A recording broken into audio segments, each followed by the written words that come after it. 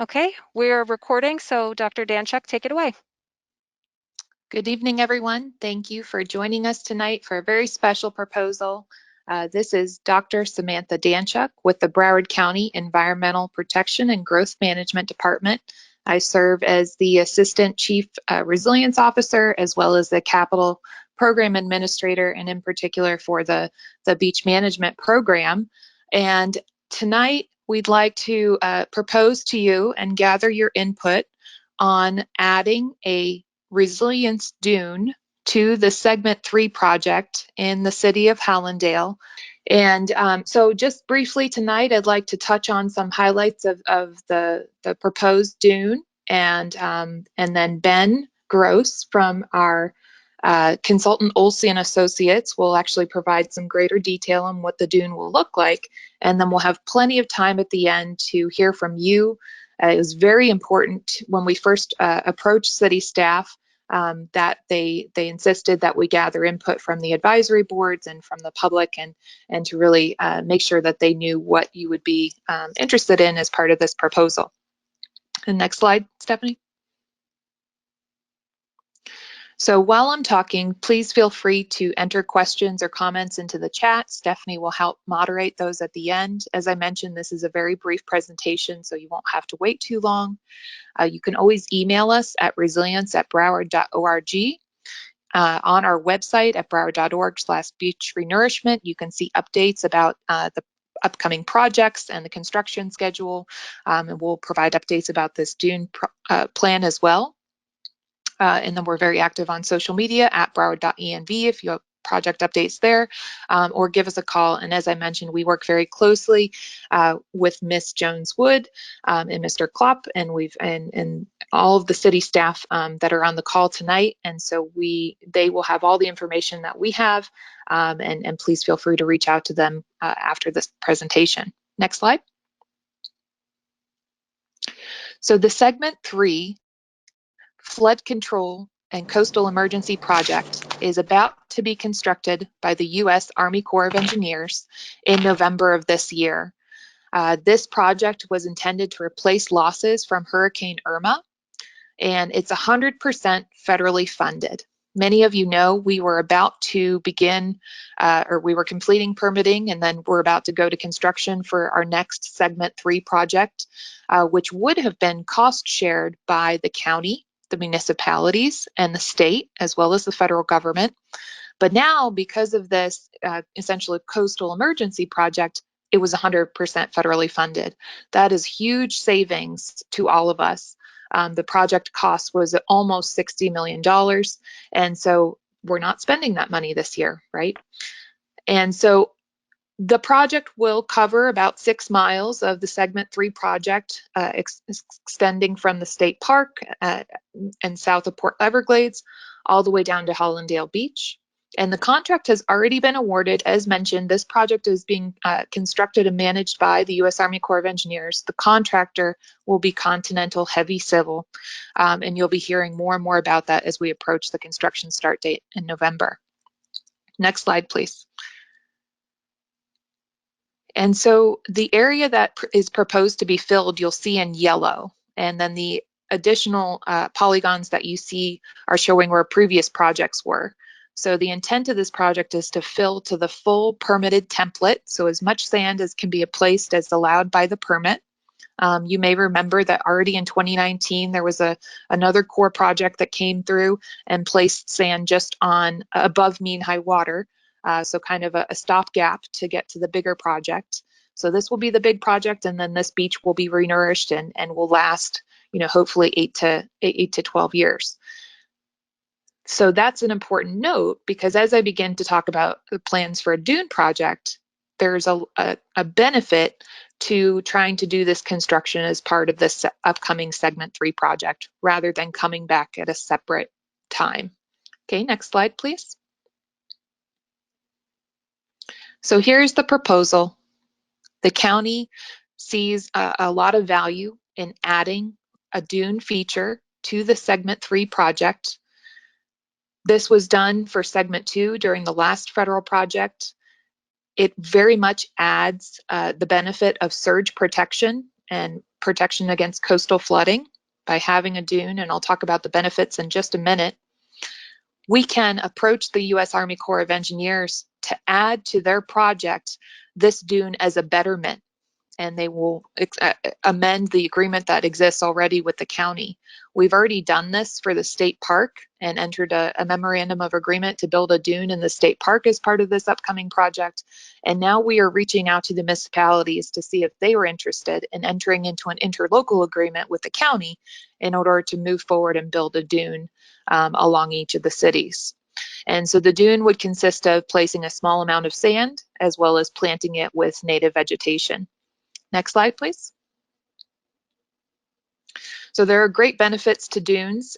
This has been documented in many research studies, as well as cost-benefit studies, including most recently one of the return on investment analysis that was completed for Broward County showed that projects like beach renourishment projects and adding dunes and that type of community scale adaptation has a return on investment of 4 to 1. So for every dollar spent towards a project like this, there's $4 of return in either avoided losses or actual project value.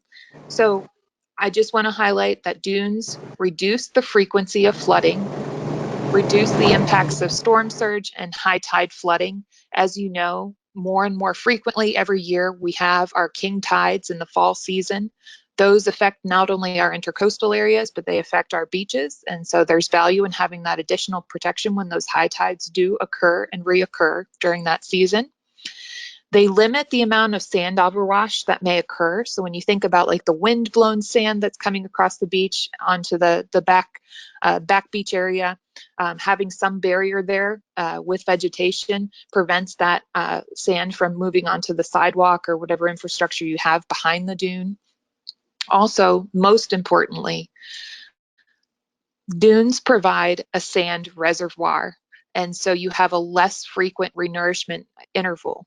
And what this means is when the beach fully erodes, and gets to the point where, it's either at the seawall or maybe it's at the point of where the nourishment ends on the landward side, if you have a dune, you still have a little more sand to be absorbed onto the beach. You have one last kind of emergency source of sand if it takes time to bring the next project there. And so it's kind of that safety measure. And of course, the dunes themselves are protecting the structures behind them. If the dunes immediately intersect a wall, they're protecting that wall from direct exposure to the waves and to the corrosion of the salt water. And so there's value in having the dunes there to protect the infrastructure.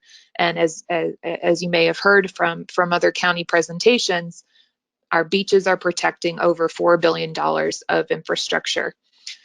Next slide, please. So this is an example, or several examples, of what the dunes looked like in segment 2.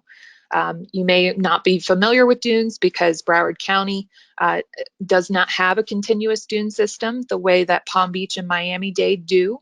And so these are some examples. So on the left, you can see that they've built a small dune that intersects with the seawall and slopes down into the berm of the beach. At one of the city parks in Vista Park, you can see they've added a small amount of elevation and some vegetation on the landward side of the beach.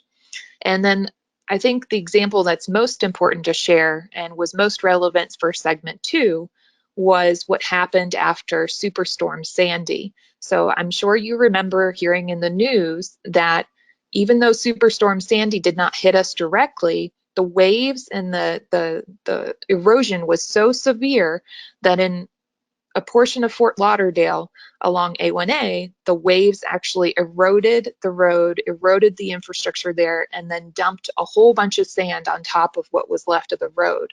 And that was because there was no dune system there, and the beach was in an eroded condition, and the waves were really great. And so as a result, to build back that area resiliently, in addition to changing some of the infrastructure in the area to provide more storm surge protection, a dune was placed nearly continuously along segment 2 to add back some of that resilience to the area. Next slide, please.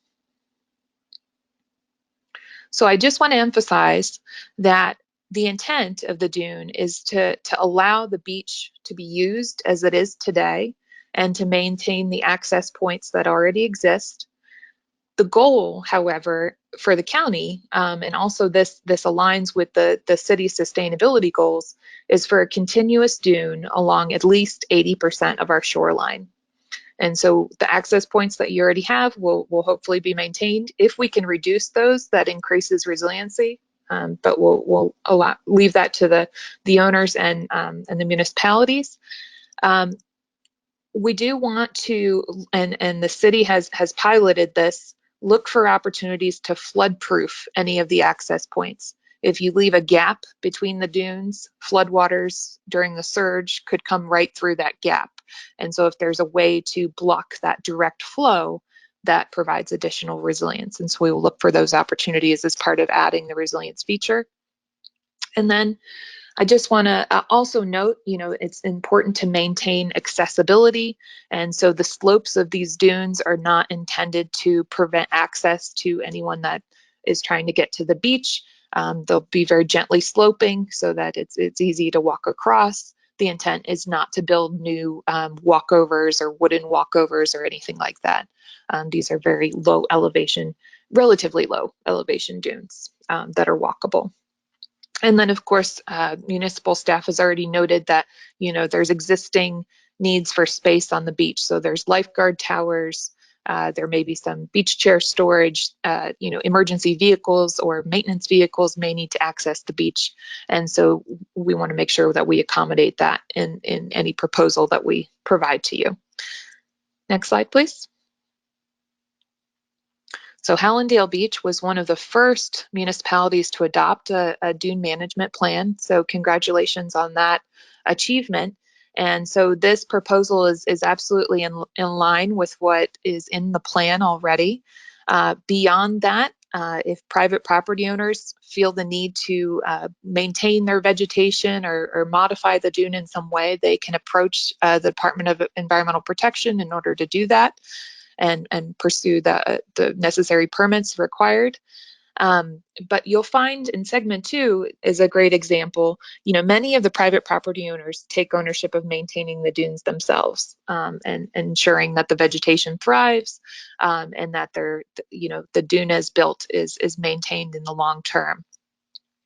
But if you need some help, there are active conservation groups and local beautification initiatives and nonprofit groups that are actively restoring dunes and looking for opportunities to engage volunteers in order to replant and restore and maintain the dunes. And then additionally, the county for several years now has been offering dune grants to private property owners as well as municipalities to further restore and maintain the dunes. So just to provide you some level of assurance that there are several options for maintaining these dunes on private properties as well as in alignment with your city plans already.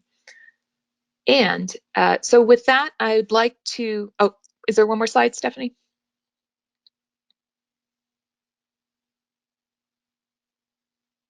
So this is just referencing the Dune grant program if you're interested in further gathering further information about that. And with that, next slide, please, Stephanie. I'll ask Ben to describe the dune that is proposed for the city of Hallandale Beach so that you can have an idea of its width, its height, and its location on the beach. And then we'll have plenty of time after that to really get into any detailed questions that you have or comments that you'd like to share. And ultimately, the purpose, again, of this call is to gain your support so the city will consider the interlocal agreement that's been requested in order to move forward with funding this dune proposal. Next, and go ahead, Ben.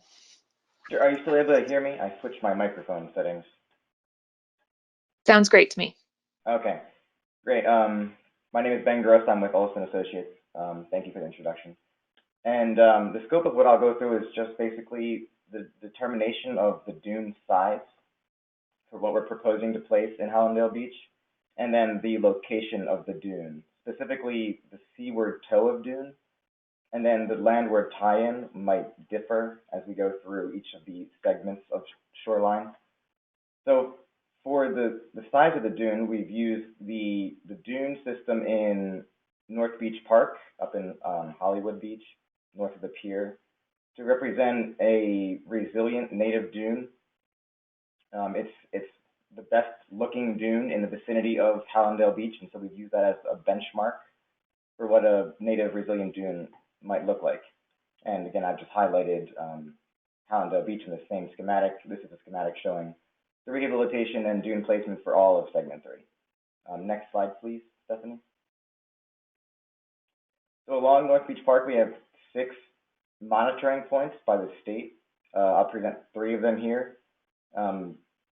So over time, we have cross-shore transects that actually capture the height of the beach in a cross-shore direction. So the black lines on the left aerial illustrate where these transects are taken.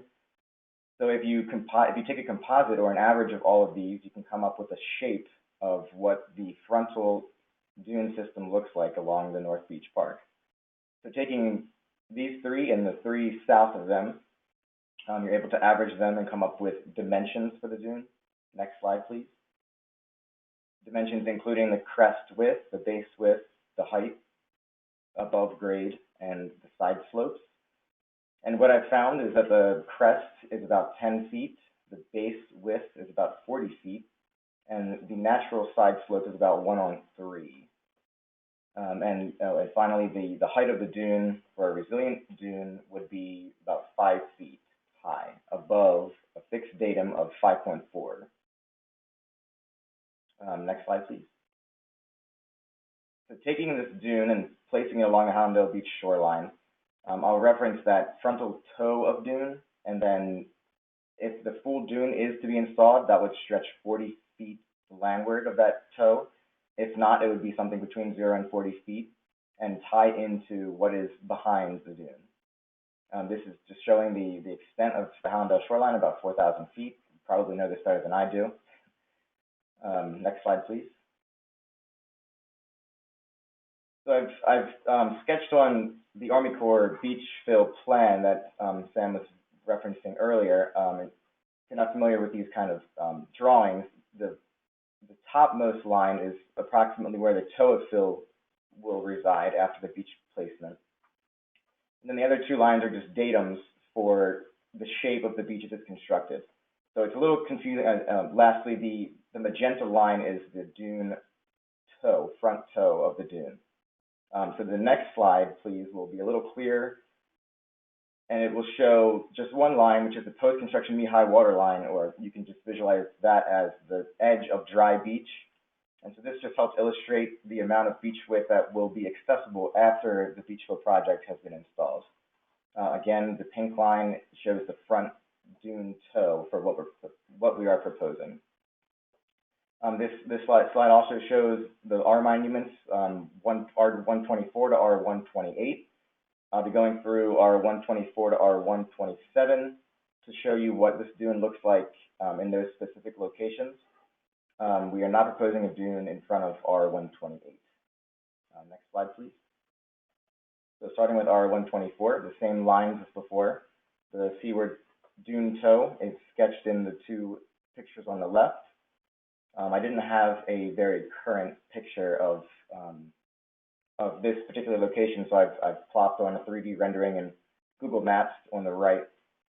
So we're proposing to build a dune in front of the semi-established dune that is built there.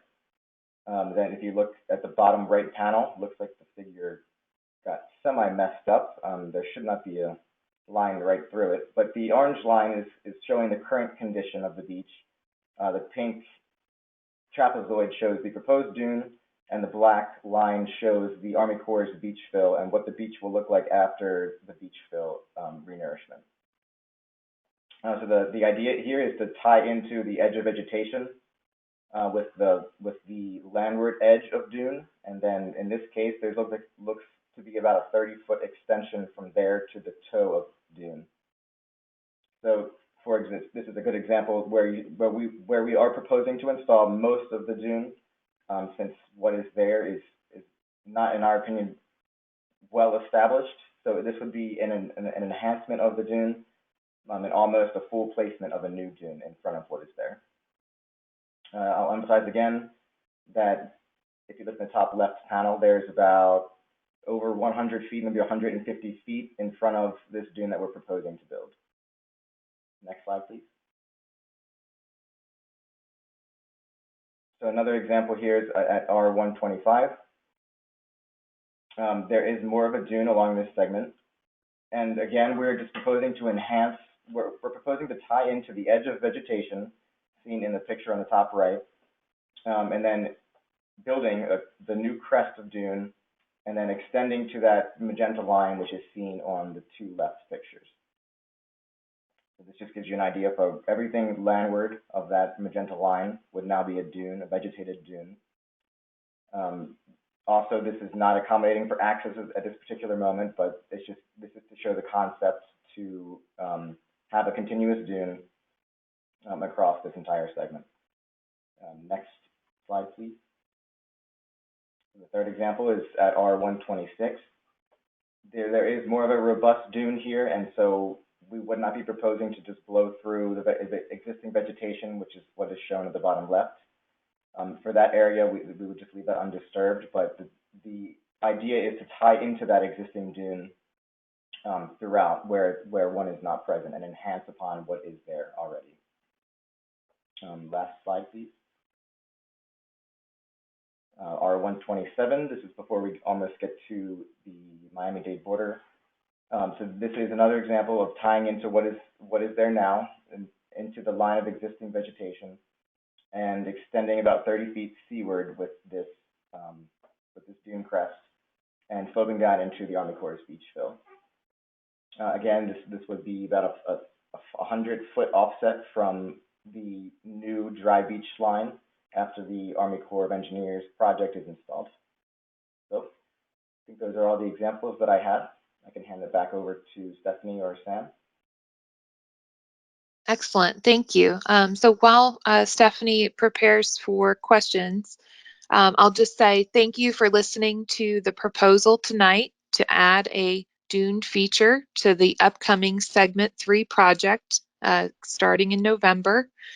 This project, the dune itself, would need to be cost shared between the county and the cities, and we would need an interlocal agreement in place in order to move forward with construction.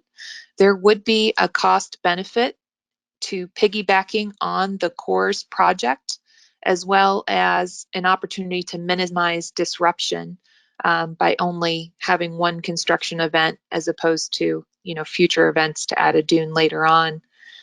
This adding a dune and trying to enhance and build a continuous dune really meets our resilience objectives at the county as part of our climate action plan, as part of our comprehensive plan, and as part of the Commission's vision and values. At the city, we are very aware that you have made investments already in resilience and trying to address your flooding, as well as you have a very specific goal in your sustainability plan and trying to build a continuous dune by 2040. So supporting this project would very much help you reach your objectives as well. This is just an open forum, so we welcome any and all comments and questions. It's really going to help inform county and city staff as we start to navigate this conversation. So with that, do we have any questions in the chat, Stephanie? We don't have any questions at this time, Sam. Alyssa offered some additional information and said the city plans to pay their share of the Dune project with money from a development agreement. So thank you, Alyssa, for that additional information. Sam, do you have anything to add to that? That's excellent. Thank you for already identifying an opportunity to budget for the project. I'll just also say if you'd like to unmute and ask a question, you're welcome to at any time. Yes, definitely. There was a question, it looks like someone's looking for clarification. It says on the west side of the dune, it appears there is going to be maybe a width that possibly can collect water, or are they reading that wrong? I think they're thinking like a ditch. So the intent would be to tie in at the appropriate place at the landward side. There should not be a like a ditch, right? There, the water, any rainwater should flow, and drain as it does today. Um, Chris or Ben, do you want to clarify that? I'm not sure if one of our photos showed that. I'm happy to speak to that. Sam, this is Chris Creed, Wilson Associates. I work with Ben. And yes, consideration of any potential water impoundment areas would definitely be considered in the layout of the dune. We would not want to exacerbate um, any existing or create future problems associated with that. So that would all be part of the more detailed design process to bring those issues into consideration.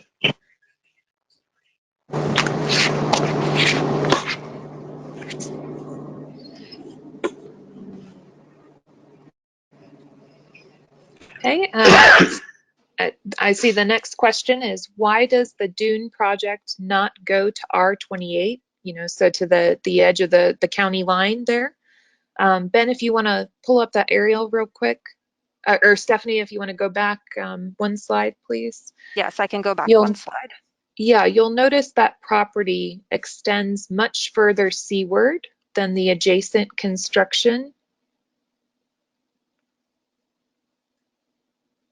I don't know if this is the best one. Maybe the one that shows the full segment across the city. And Chris, I welcome you to jump in. But the idea is, since it's already further seaward, there may not be an opportunity to add a dune that is aligned with the rest of where there's an appropriate place to place the dune. Yeah, Sam, again, this is Chris Creed. I would like to echo those comments, as well as um, give some, I guess, a better understanding too of why that's likely not possible here. As many of you know who are familiar with this portion of Hallandale, that seawall on the Parker Dorado condo extends considerably further seaward than the adjacent development. This has an effect on the beach conditions at that location, because the wall was exposed very frequently to wave impacts, particularly during elevated wave and wind conditions.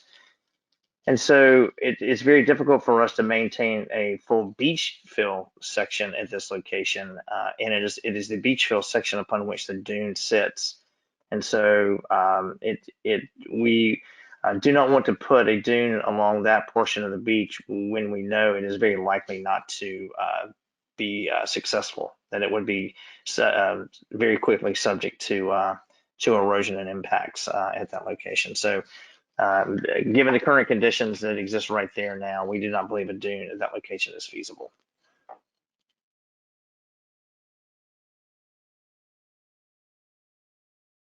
We had a few more questions come through the chat. Somebody is asking, how long are the dunes able to last and assist us? So in an ideal scenario, the dune is not affected by wave erosion, and before the beach is eroded back to the dune, we're already about to build the next beach renourishment project, right? But there is a scenario where we have multiple severe storms in a certain couple of years, or maybe we don't have a project ready, and so erosion could occur so severely that it reaches the dune, and then the dune would be eroded as kind of an emergency protection measure. And then as part of the next beach renourishment project, we would replace the dune as well as the beach as needed. So it would kind of become a permanent part of the beach template once constructed. But hopefully the dune is not touched, but it is there as an emergency protection measure. Chris, anything to add? No, Sam, I agree with all those comments. And much like the beach, I would just add, much like the beach, the dune would be subject to repair should it become impacted. That would be ideally you would repair both the beach and the dune should that ever become a problem. Absolutely. So I guess our beaches, Chris, are lasting between 8 and 12 years, but it seems like we've done projects more frequently than that. And then there's been long periods of time where there hasn't been a project. So a little bit of irregularity there, all the more reason to have an extra safety measure, I think. We had another question come through the chat. Lee is asking what type of plants will be used. So Hallandale Beach in the dune management plan has a specific plant list, which is consistent with the state guidance, as well as what's already in the permit for segment 3. And so native vegetation, it's typically sea oats with then some diversity of other native vegetation. And there's very specific plants listed in your dune management plan, which is online. And so we would want to be consistent with that. Okay, we had another question come through the chat. Will this have any impact on our turtle nests on the beach in terms of construction disturbing them? Sure. So the project will begin if it occurs with the Army Corps project or any project, our permit allows construction outside of the nesting season. So construction can occur from November through April, and then sea turtle nesting season really picks up, at the end of April and runs through and ends before November. So there shouldn't be an overlap directly in nesting. Stephanie is our turtle expert, so she is the manager of our sea turtle conservation program at the county. I'd look for her additional comments. I know there's certain species that actually prefer to nest in dunes and upland areas rather than right on the berm. So there may be some benefit to having additional dunes available on this section of beach, but the construction itself should not affect sea turtle nesting. Stephanie? Yeah, thanks, Sam. I agree. The construction will not affect sea turtle nesting because of the permitting requirements that Sam just described. And adding a dune feature really does create more nesting habitat for the turtles. And so adding a dune here would definitely benefit sea turtle nesting in the long term.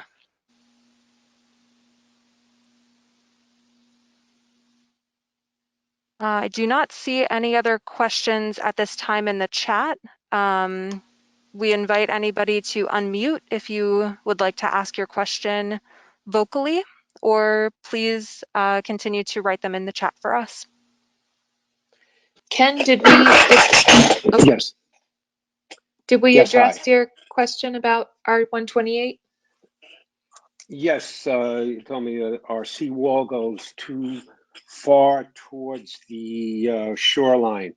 Okay, my other question is that I see that you say that the estimate, the dunes, the areas that will have dunes will last 8 to 12 years. I know this is a guess, it's probably on the high side. How long do you estimate my area, 128, without dunes, that it will last? Chris, I don't know the erosion rate at R128. We could follow up with that information if it's shorter. I can give a general comment as well, and about at R128, the beach fill that the Corps of Engineers is going to build is going to taper into R128. So the beach conditions will be improved slightly along that reach of shoreline because we cannot extend it into Miami-Dade County. We can't, and you, for the purposes of the construction of a beach fill, you have to taper the end of it. It can't be just a blunt end, or to very quickly have some pretty serious performance problems. I don't expect conditions seaward of that particular location to vary very much. In fact, I think they're going to be pretty similar to what you've been experiencing probably over the last 5 to 10 years. maybe some slight improvement with material that will come down from the north. But I wouldn't expect a big significant change in conditions there, either for better or worse. Has there been any discussion south of me, Golden Beach, about that community joining in on this and on their dime? There has not. We can make a note and see what projects they have coming forward. But likely, the existing agreement is between the county and the Army Corps of Engineers. And we do have a timeline that we're trying to achieve so that we can align the project with the upcoming Segment 3 project. So I think that would be the driving factor, but I'm happy to do some outreach and just find out what their proposed plans are as well. I would. This is Thank Chris you. again. I would note that there. I've worked along this area for the last 25 years, and Golden Beach does not have a plan. It does not have a project program for their beach. They're beyond the scope of the federal project in Broward County as well as Miami-Dade County. And so I'm not sure how proactive they are planning to be with respect to active beach management.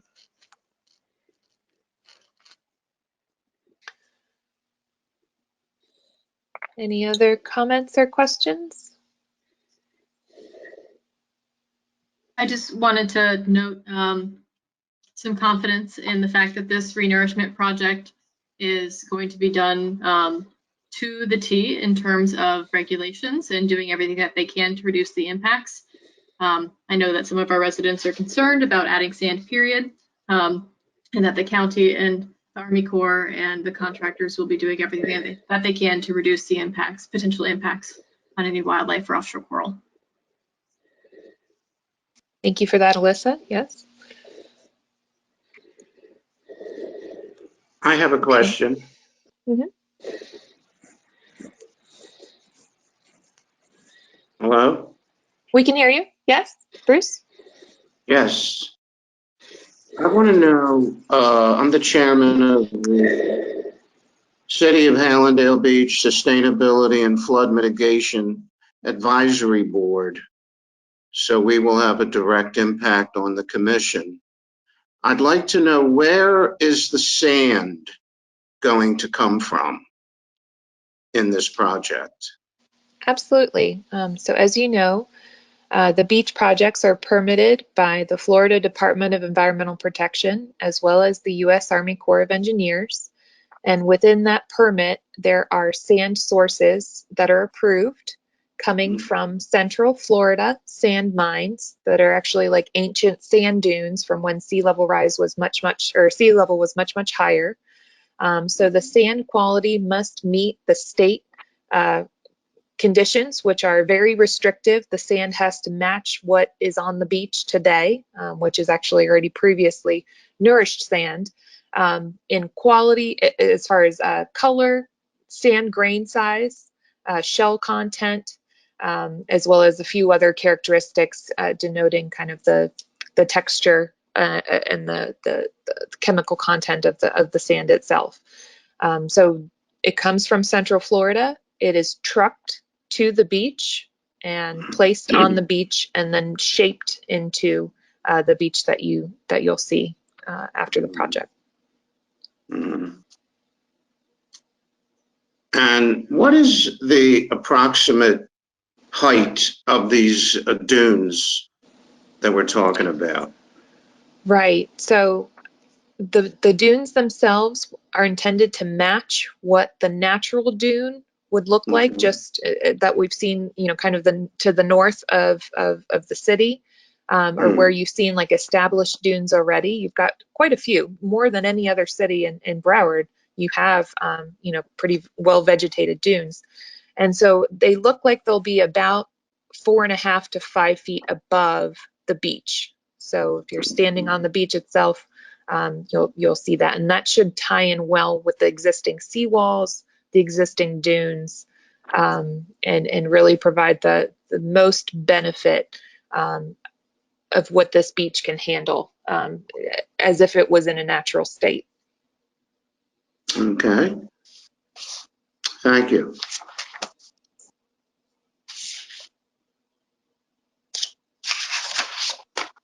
We had another question come through the chat, if I may. Lee is asking, will any of the exotic invasive plants be removed from the existing dunes like scaevola? So that was a request as well from several of the cities. And so we'll, that'll be part of the contracting discussion and to see if there's an opportunity to do that as part of the Army Corps contract. It's been a common request.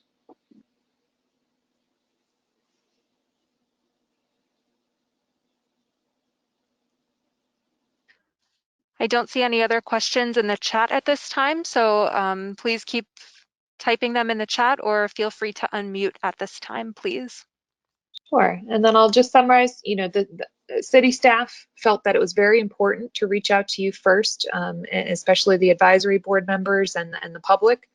But they may be looking to you for follow-up so that they can move forward, with their interlocal agreement process. We have shared a draft agreement with them, and really our next step will be for both of us moving forward agenda items to the commissions, and then and putting in place the agreement with the Army Corps of Engineers. And as mentioned, there are cost benefits as well as timing benefits to trying and aligning the project with the Army Corps project in November. So just to keep that in mind. If you do have any concerns, I'd be happy to have a one-on-one conversation with you. Reach out to us at resilience@broward.org, or definitely reach out to your city contacts. They can arrange something with us. Any final comments? Alyssa, thank you so much for helping us host this and prepare for tonight. Do you feel like it met your expectations? It did, and thank you very much to the county for first making sure that this is part of the discussion for the renourishment, but then also for going out of your way. I know you all don't work till 6 like our city does, for doing this meeting after hours for our residents to make it so that they could attend if they're working people. So thank you for putting this on. Thank you for having the project. Thank you for cost sharing the project with us, and thank you for all the work that you do. Thank you very much. Thank you very much. Alyssa, are you going to have a copy of the recording so we can share it with any advisory board members? I have asked Stephanie for a copy of the recording, and she said that she'll provide it to me when it's available. Awesome. Thank you so much for doing this. We really appreciate your time. Thank you. And thank you to Olson Associates, Chris Creed and Ben Gross for really supporting us through this process, and Stephanie Kedza for supporting us as the best facilitator we've had on these beach calls. So thank you all, and have a great night. Thank you.